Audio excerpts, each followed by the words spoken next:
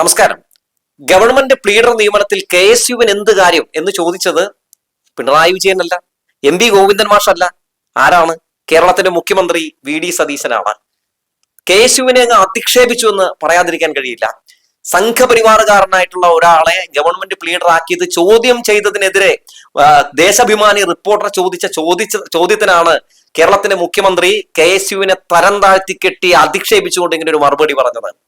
മാത്രമല്ലല്ലോ, ഇപ്പോ ഈ KSUവിന്റെ അധ്യക്ഷൻ VD സതീശനെ കണ്ട് തന്റെ അതൃപ്തി രേഖപ്പെടുത്താൻ വേണ്ടി അദ്ദേഹം ഒരു കൂടിക്കാഴ്ചയ്ക്ക് വേണ്ടി അനുമതി ചോദിച്ചപ്പോൾ അനുമതി പോലും കിട്ടിയിട്ടില്ല എന്ന വാർത്തകൾ കൂടി പുറത്തേക്ക് വരികയാണ്. ഇനിയിപ്പോ ABPയുടെ കത്തുണ്ടെങ്കിലാണോ നമ്മുടെ മുഖ്യമന്ത്രി അനുവാദം കൊടുക്കുക അറിയില്ല. കാരണം ഏത് രീതിയിലേക്കാണ്, എങ്ങനെ ഒരു രീതിയിലേക്കാണ് നമ്മുടെ ഈ സർക്കാർ പോകുന്നതെന്ന് ചോദിക്കുമ്പോൾ സ്വാഭാവികമായും കോൺഗ്രസിനും കോൺഗ്രസ് പ്രവർത്തകർക്കും ഒക്കെ ആശങ്ക ഉണ്ടാകും. എന്തുകൊണ്ടാണ്? അതായത് സംഘപരിവാർ ഏജന്റ് ആയിട്ടുള്ള ഷാജസ്കറിയായിട്ട് നിരവധി തവണ ചർച്ച നടത്തുന്നു. അതുപോലെ തന്നെ തുഷാർ വെള്ളാപ്പള്ളിയായിട്ട് ഒരുമിച്ച് നിന്ന് ഫോട്ടോ എടുക്കുന്നു. അതുപോലെ രാജീവ് ചന്ദ്രശേഖറായിട്ട് ഒരുമിച്ചിരുന്ന് ചർച്ച നടത്തുന്നു. ശശികലയെ പോലുള്ള ആളുകളുമായിട്ട് നിന്ന് ഫോട്ടോ എടുക്കുന്നു. എന്തൊക്കെയാണ് ഇവിടെ നടക്കുന്നത്? സംഘപരിവാറിനും BJPക്കും എത്രയും വേഗം ഓടിക്കേറി ചെല്ലാൻ പറ്റുന്ന ഒരിടമായി മുഖ്യമന്ത്രിയുടെ ഓഫീസ് മാറുമ്പോൾ ഇത്തരത്തിലുള്ള ആളുകൾക്കൊക്കെ ചെല്ലാൻ ചെറിയ പ്രശ്നമുണ്ട്. അവർക്കൊന്നും കഴിയുന്നില്ല. എന്തുകൊണ്ട് എന്ന ചോദ്യം പ്രധാനമായി ഉയർന്നു കേൾക്കുന്നുണ്ട്. ഇന്നലെ KSUവിനെതിരെ നടത്തിയിട്ടുള്ള ഈ പരാമർശവുമായി ബന്ധപ്പെട്ടുകൊണ്ട് സമൂഹ മാധ്യമങ്ങളിൽ നോക്കിയിട്ടുണ്ടെങ്കിൽ ഈ AVP-കാരൊക്കെ KSUവിനെ വലിച്ചൊട്ടിച്ചിരിക്കുകയാണ്. അത് ഒരു രാഷ്ട്രീയ നേതാവ്, ഒരു രാഷ്ട്രീയ പാർട്ടിയുടെയും യുവജന സംഘടനയോടും ചെയ്യാൻ പാടില്ലാത്ത ഒന്ന് തന്നെയാണ് ഇന്നലെ മുഖ്യമന്ത്രി ചെയ്തിട്ടുള്ളത് എന്ന കാര്യത്തിൽ തർക്കമൊന്നുമില്ല. ഈ KSUക്കാര് എത്രയോ തവണ ഇവരെ UDF-ന് അധികാരത്തിൽ കയറ്റുന്നതിന് വേണ്ടി സമരം ചെയ്തിരിക്കുന്നു തെരുവിൽ. എത്രയോ തവണ ഈ പറയുന്ന VD സതീശന് വേണ്ടി ജയ് വിളിച്ചിരിക്കുന്നു. അദ്ദേഹം ആ കസേരയിൽ കയറി ഇരുന്ന ശേഷം, മുഖ്യമന്ത്രി ആയ ശേഷം അതൊക്കെ മറക്കുകയാണ്, വന്ന വഴി മറക്കുകയാണ്, എന്നിട്ട് അങ്ങ് ആക്ഷേപിക്കുകയാണ്. നേരത്തെ അദ്ദേഹത്തിന്റെ ശരീര ഭാഷയൊക്കെ ഒന്ന് കാണേണ്ടത് തന്നെയായിരുന്നു കേട്ടോ. ഇത്രത്തോളം ധാർഷ്ട്യം പിടിച്ച, അഹങ്കാരം പിടിച്ച ഒരു മുഖ്യമന്ത്രിയെ എനിക്ക് തോന്നുന്നു കേരളം ഇതുവരെ കണ്ടിട്ടില്ല എന്ന് എനിക്ക് തോന്നുകയാണ്. കാരണം ഈ കുതിരയ്ക്ക് കൊമ്പ് കൊടുക്കാന്നൊക്കെ പറയില്ലേ, ഏകദേശം അങ്ങനെ ഒരു അവസ്ഥയാണ് സത്യത്തിൽ VD സതീശനെ കാണുമ്പോൾ തോന്നിപ്പോകുന്നത്.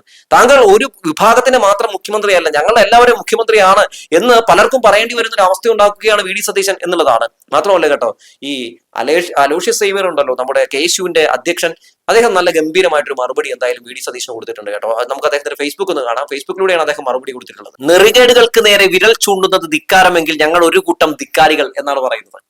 എന്നാൽ ഈ KSU നടത്തിയിട്ടുള്ള ഈ വിമർശനത്തിനെതിരെ വന്നിട്ടുള്ള ചില തൊലപ്പന്മാരും ഉണ്ട് കേട്ടോ. DCC പ്രസിഡന്റുമാരൊക്കെ രംഗത്ത് വന്നിട്ട് സതീശൻ പറഞ്ഞാണ് ശരിയെന്നും ഇവരിപ്പോ വലിയ പ്രശ്നക്കാരാണ് എന്ന രീതിയിലൊക്കെ ഒരു പ്രതി സൃഷ്ടിക്കാൻ വേണ്ടിയൊക്കെ ചില DCC നേതാക്കളൊക്കെ സഭ നടത്തുന്നുണ്ട്. നാണം തോന്നില്ല എന്ന് പറഞ്ഞു പോവുകയാണ്. നിങ്ങളൊക്കെ തുടക്കം ആ കൊടി പിടിച്ചല്ലേ നടന്നു വന്നത്. എന്നിട്ട് ഇപ്പോൾ ഈ KSUവിനെ വിമർശിച്ചുകൊണ്ട്, KSU നേതാക്കളെ വിമർശിച്ചുകൊണ്ട്, അവരെ അടച്ചാക്ഷേപിച്ചുകൊണ്ട് ഭരണം നടത്തുമ്പോൾ കേരളം ഭരിക്കുന്നത് നിങ്ങളുടെ പാർട്ടിയാണെന്ന് മറന്നു പോകരുതെന്ന് പറഞ്ഞു വെക്കുകയാണ്. സ്വന്തം പാർട്ടി ഭരിക്കുന്ന സമയത്ത് ഒരു യുവജന സംഘടനയ്ക്കും ഈ രീതിയിൽ ഒരു ദുരവസ്ഥ അനുഭവിക്കേണ്ടി വന്നിട്ടില്ല എന്നുള്ളതാണ്. കാരണം അത്രത്തോളം വലിയ ഒരു അധിക്ഷേപവും നാണക്കേടുമാണ് മുഖ്യമന്ത്രിയുടെ ആ പ്രതികരണത്തിലൂടെ KSUവിന് വന്നത് എന്ന കാര്യത്തിൽ തർക്കമൊന്നുമില്ല. അതുകൊണ്ട് തന്നെ എല്ലാ KSUക്കാരും, അതായത് പല ആളുകളും മുഖ്യമന്ത്രിക്കെതിരെ രംഗത്തേക്ക് വരികയാണ്. എന്നാൽ മുഖ്യമന്ത്രിക്കെതിരെ രംഗത്തേക്ക് വരുമ്പോൾ മുഖ്യമന്ത്രിയെ സപ്പോർട്ട് ചെയ്ത് സമൂഹ മാധ്യമങ്ങളിൽ വരുന്നത് ആരൊക്കെയാണ്? സംഘപരിവാറുകാരാണ്. സംഘപരിവാറുകാർ വന്നിട്ട് സൈബർ ഇടങ്ങളിലൊക്കെ അതിനെ പ്രതിരോധിക്കുകയാണ്. എന്നിട്ട് നമ്മൾ ചെയ്യുന്ന വാർത്തയ്ക്കടിയിൽ പോലും പല സംഘപരിവാരങ്ങളൊക്കെ വന്നിട്ട് എന്തിനാണ് മുഖ്യമന്ത്രി അങ്ങനെ പറയുന്നത്, മുഖ്യമന്ത്രി ചെയ്തത് ശരിയല്ലേ, മുഖ്യമന്ത്രി പറഞ്ഞത് കറക്റ്റ് അല്ലേ എന്നൊക്കെ പറഞ്ഞ് വരുന്ന നിരവധി ആളുകളെയൊക്കെ കാണാൻ സാധിക്കുന്നുണ്ട് കേട്ടോ.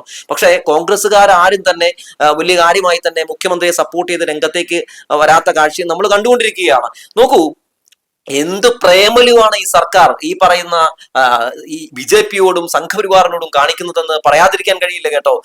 കഴിഞ്ഞ 10 വർഷം UDF പ്രതിപക്ഷത്തിരുന്ന ഒരു പാർട്ടി ആയിരുന്നില്ല. ഇന്ന് അവർ ഭരണപക്ഷത്തേക്ക് എത്തുമ്പോൾ ആ പാർട്ടിയെ വളർത്താൻ വേണ്ടി, അല്ലെങ്കിൽ കോൺഗ്രസ് എന്ന് പറയുന്ന പാർട്ടിയെ ഒന്ന് ഉയർത്തിക്കൊണ്ടുവരാനല്ല ഈ സർക്കാർ ശ്രമം നടത്തുന്നത്. മറിച്ച് BJPക്ക് അനുകൂലമായി മാറുന്ന രീതിയിൽ കോൺഗ്രസ് ഇങ്ങനെ വളമിട്ട് കൊടുക്കുന്ന കാഴ്ച നമ്മൾ കാണുകയാണ്. ആ വളം BJPക്ക് വലിയ രീതിയിൽ തന്നെ ഗുണം ചെയ്യുന്നുണ്ട്. ആ മരം വളർന്നു കഴിഞ്ഞാൽ സംഭവിക്കാൻ പോകുന്ന എന്താണ്? കോൺഗ്രസ് എന്ന് പറയുന്ന പാർട്ടി ഇല്ലാതാവുകയാണ് ചെയ്യുന്നത്. അത് മനസ്സിലാക്കിയ നിരവധി ആളുകളാണെന്നേ വിമർശനങ്ങളുമായിട്ട് മുന്നോട്ട് വരുന്നത്. എല്ലായിടങ്ങളിലും സംഘപരിവാരങ്ങളെ തള്ളിക്കയറ്റുകയാണ്, സംഘപരിവാർ നേതാക്കളെ, RSS നേതാക്കളെയൊക്കെ തള്ളിക്കയറ്റുകയാണ്. ഇതുമായി ബന്ധപ്പെട്ട ചോദ്യങ്ങൾ ഉയരുമ്പോൾ നിശബ്ദത പാലിക്കുകയാണ്. എന്ത് പറഞ്ഞാലും അതിനൊക്കെ ന്യായീകരണം വിളമ്പിയത് കൊണ്ട് ഒന്നും കാര്യമില്ല. സത്യത്തിൽ ഈ സർക്കാർ ഇപ്പോൾ വന്ന് സ്വന്തം അണികൾക്കും നേതാക്കൾക്കും ഒക്കെ പല ചോദ്യങ്ങൾക്കും മറുപടി പോലും കൊടുക്കാൻ കഴിയാത്തൊരവസ്ഥയിലേക്ക് മാറുന്ന കാഴ്ചയൊക്കെ നമ്മൾ കാണുന്നുണ്ട് അല്ലെ. നോക്കൂ, ഈ സർക്കാർ അധികാരത്തിൽ വന്ന ശേഷം തുഷാർ വെള്ളാപ്പള്ളിക്ക് ഓടിച്ചെന്നിട്ട് അവിടെ ചെന്ന് വസതിയിൽ ചെന്ന് ഫോട്ടോ എടുക്കുന്നു, അത് സമൂഹ മാധ്യമങ്ങളിലൂടെ പ്രചരിപ്പിക്കുന്നു. KP ശശികലയൊക്കെ ഏതെങ്കിലും ഒരു ഘട്ടത്തിൽ പിണറായി വിജയൻ മുഖ്യമന്ത്രിയാകുന്ന സമയത്ത് അങ്ങോട്ട് കയറി ചെന്ന് നമ്മൾ കണ്ടിട്ടുള്ളൂ? ഇല്ല, അവർക്കൊക്കെ വേണ്ടി വാതിൽ തുറന്നു കൊടുക്കുകയാണ്. മാത്രമാണോ, ആഭ്യന്തര വകുപ്പ് മന്ത്രി പോലും അല്ലാത്ത VD സതീശൻ അമിത്ഷായെ കാണാൻ ചെല്ലുമ്പോൾ അമിത്ഷാ ആ വാതിൽ തുറന്നിടുകയാണ്. ആഭ്യന്തര വകുപ്പ് മന്ത്രി കൂടിയായിട്ടുള്ള വിജയ്ക്ക് പോലും വേണ്ടി വാതിൽ തുറന്നിട്ട് കൊടുക്കുന്നില്ല കേട്ടോ അമിത്ഷാ.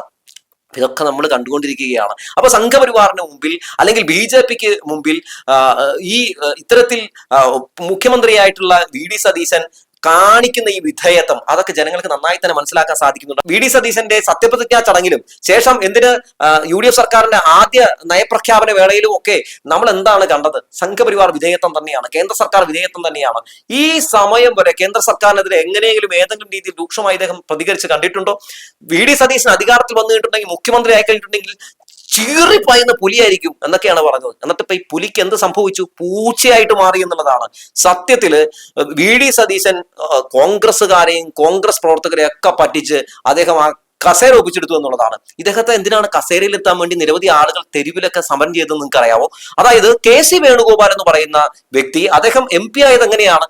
തന്റെ സീറ്റ് BJPക്ക് കൊടുത്തിട്ടാണ് രാജ്യസഭയിൽ, അറിയാമല്ലോ. അപ്പൊ അതുകൊണ്ട് ഇദ്ദേഹവും BJP തമ്മിൽ നല്ല ബന്ധമാണെന്നും KC വേണുഗോപാൽ മുഖ്യമന്ത്രി ആയിട്ടുണ്ടെങ്കിൽ ഇവിടെ BJP വളരുമെന്നുമുള്ള ഒരു നരേഷൻ ഉണ്ടാക്കിയെടുത്തു. അത് വലിയ രീതിയിൽ തന്നെ PR വർക്ക് നടത്തി അത് ഇവിടെ ആളിക്കത്തിച്ചു. അതിപ്പോ ഇവിടുത്തെ പ്രവർത്തകരൊക്കെ എന്ത് ചെയ്തു? പ്രവർത്തകരെല്ലാവരും തന്നെ VD സതീശനാകട്ടെ മുഖ്യമന്ത്രി എന്ന് പറഞ്ഞ് തെരുവിൽ വലിയ രീതിയിലുള്ള യുദ്ധം നടത്തി. നമ്മൾ കണ്ടില്ലേ, അങ്ങോട്ടേക്കും ഇങ്ങോട്ടേക്കും ഒക്കെ ചേരി തിരിഞ്ഞുള്ള തല്ലുകൾ. ശേഷം ഇദ്ദേഹം മുഖ്യമന്ത്രിയായ ശേഷം എന്താണ് കാണുന്നത്? ഹൈക്കമാൻഡ് എന്തുകൊണ്ടാണ് ഇദ്ദേഹത്തിന്റെ പേര് പരിഗണിക്കാതിരുന്നത്? എന്തുകൊണ്ടാണ് ഉമ്മൻചാണ്ടി മുഖ്യമന്ത്രിയായിരുന്ന സമയത്ത് ഒരിക്കൽ പോലും VD സതീശനെ പരിഗണിക്കാതിരുന്നത്?